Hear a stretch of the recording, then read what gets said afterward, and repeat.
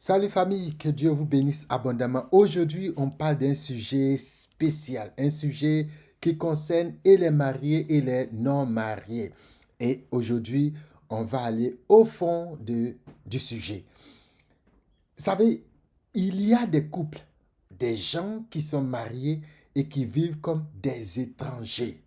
Et il y a des couples aussi mariés qui vivent comme des vrais amoureux. Des gens, vous les voyez tout le temps, ils courent dans la maison, ils jouent ensemble, ils se taquinent, ils se jettent les coussins les uns sur les autres. La vie est belle dans la maison. Quel est le fondement d'un foyer, d'un couple solide? Eh bien, vous avez entendu beaucoup d'enseignements qui sont très puissants, qui sont vraiment super bien. Et je pense qu'il y a un élément très fondamental qui est l'amitié. L'amitié, je l'avais dit dans une vidéo précédente, ne se décrète pas. En fait, l'amitié est plus que la fraternité. Je l'avais lu, n'est-ce pas? On l'avait dit. Je lis un passage de la Bible qui se trouve dans Proverbe chapitre 18, le verset 24. La Bible dit, celui qui a beaucoup d'amis les a pour son malheur. Mais il est un tel ami plus attaché qu'un frère. On va voir, celui qui a beaucoup d'amis. Le mot ami qui est utilisé ici se lit réa en hébreu et il appelle à des camarades, à un compagnon, vous voyez, voilà, un ami, un compagnon, tu vois, un camarade. Et il dit, si tu en as beaucoup, c'est pour ton malheur. Et il dit, mais il est un tel ami.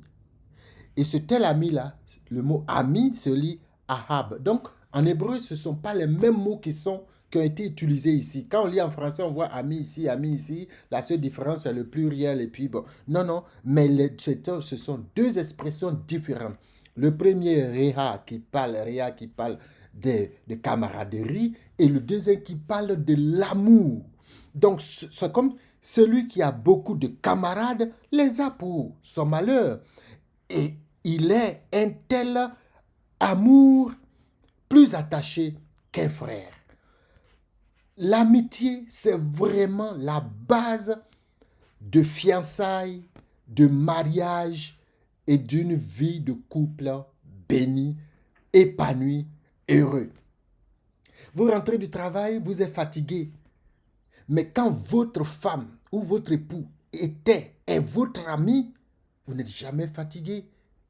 Moi, je rentre souvent, je trouve ma femme, il n'y a qu'une seule envie, je veux la porter, la soulever. Vous voyez? Et souvent, mes enfants me disent, papa, tu es fort. En fait, ce n'est pas la faute si je suis fatigué, mais j'ai juste cette envie-là parce que l'amitié qui est en moi me donne donc la force de le faire pour elle.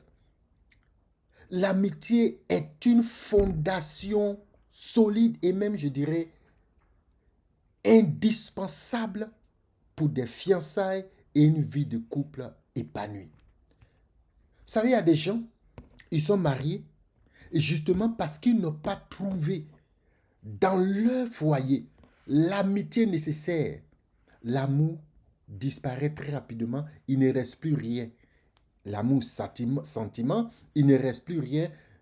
Ils trouvent l'amour dehors ou une amitié dehors, ils vont dans l'infidélité. Il y a des gens qui ont leur femme et qui sont à côté, la voisine d'à côté. C'est avec elle qu'ils vivent pratiquement parce qu'ils ont amis, ils ont trouvé de l'amitié.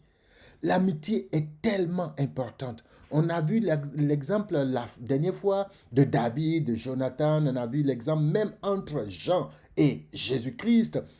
Une amitié est fondamentale dans les affaires, dans l'entreprise, dans la vie de tous les jours. L'amitié est puissante. C'est un outil très fort. C'est un outil déterminant.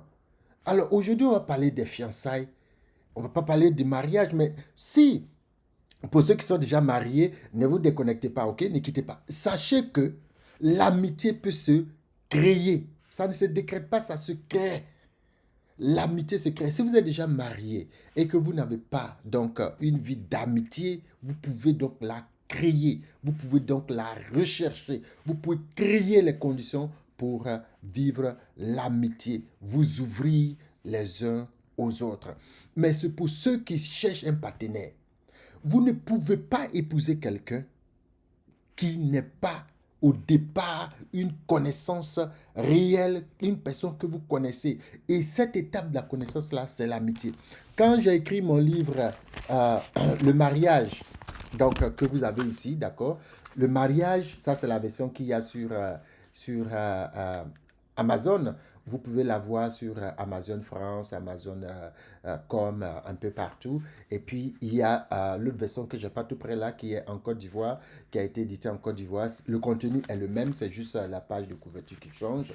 Et ici, je dis prenez un coup d'eau, d'accord? Tout seul dans son lit, il possède une turbulence. Parce que là, dans le chapitre, je parle avant le point de confluence. Préparez-vous, d'accord? Avant de vous unir, préparez-vous. Donc, je dis, tout seul dans son lit, il possède une turbulence, une vitesse, une charge et d'autres propriétés qui lui sont propres. Ce sont ces caractéristiques qui le différencient le coup d'eau des autres coups d'eau, bien sûr. Une fois au point de confluence, ces propriétés doivent s'affronter, se mêler aux propriétés de l'autre coup d'eau avant de faire chemin ensemble avec une nouvelle turbulence, une nouvelle zone d'influence, une nouvelle vitesse. Oui, tout devient nouveau.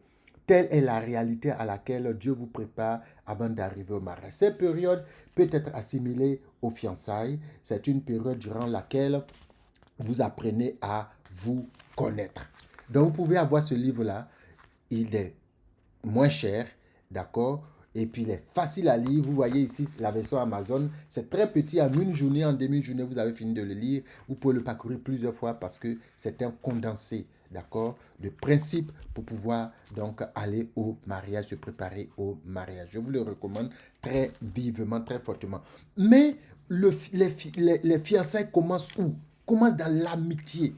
C'est quand on se connaît. Les gens aujourd'hui trouvent les gens sur Facebook, ils ne se connaissent même pas et puis ils commencent à se mettre un peu dans des nudités, des trucs bizarres sur les réseaux sociaux. Ce n'est pas ça l'amour. Vous savez, il y a une enquête en 2021 qui a été faite en France qui montre près de 86% des jeunes dames de 18 à 24 ans disent qu'elles préfèrent ne pas se marier. Et chez les personnes de 25 à 39 ans, c'est près de 76% qui disent qu'elles préfèrent ne pas se marier et chercher une amitié. Pourquoi?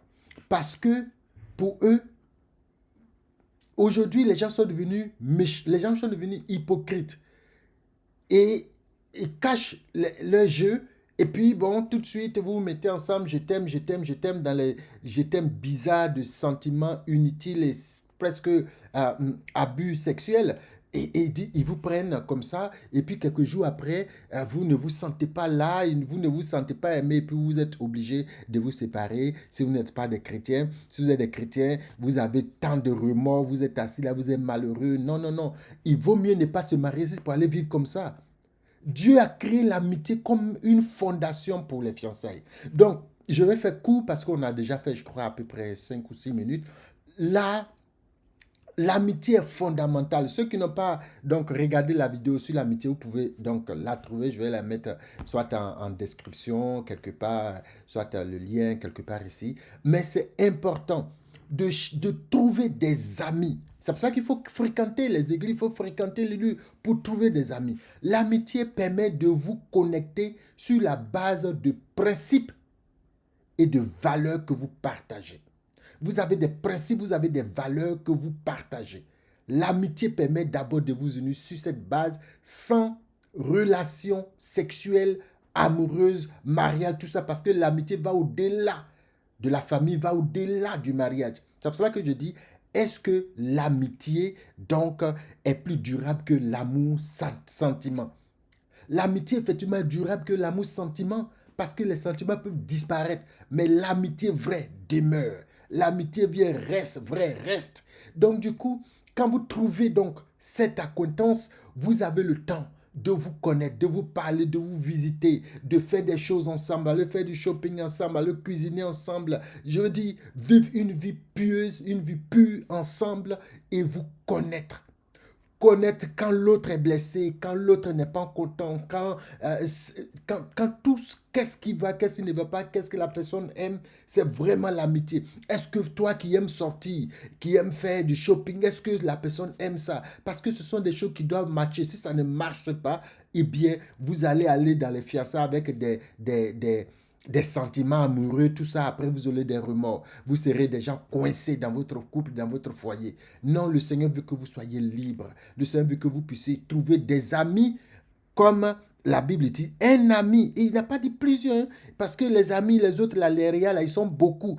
Mais l'ami qui est attaché plus qu'un frère, là, lui s'appelle Ahab. Trouve ton Ahab dans l'amitié vraie, l'amitié basée sur l'amour.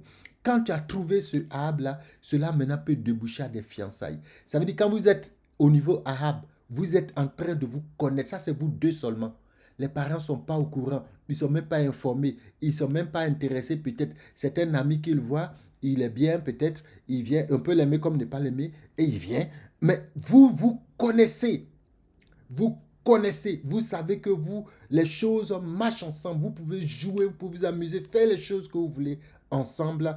Ça, c'est la première chose. De là, vous impliquez les parents, c'est l'étape des fiançailles. Vous poussez davantage vos connaissances, vous impliquez vos parents, vous vous visitez de plus en plus. Vous avez maintenant des projets que vous commencez parce que maintenant, vous rentrez dans le domaine de mariage. Vous pensez au mariage.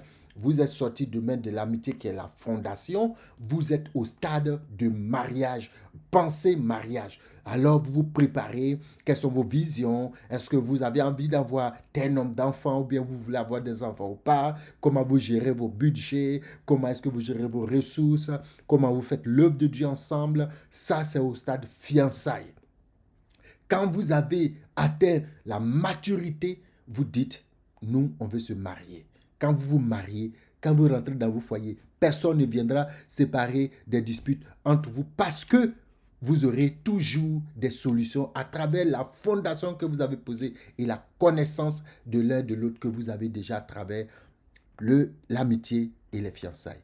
Donc, je fais cette vidéo short. Je vais m'arrêter là. Si vous avez des questions, si vous avez des conseils, moi, je suis prêt. J'aime beaucoup. J'ai fait des rêves même. Je suis tellement engagé. Je veux vraiment voir des jeunes gens se marier et être heureux dans leur foyer. Parce que moi, je suis heureux dans mon foyer. Je suis vraiment béni. Le Seigneur m'a béni et je veux partager cela avec vous parce que je crois que le Seigneur vous bénit aussi dans ce chemin.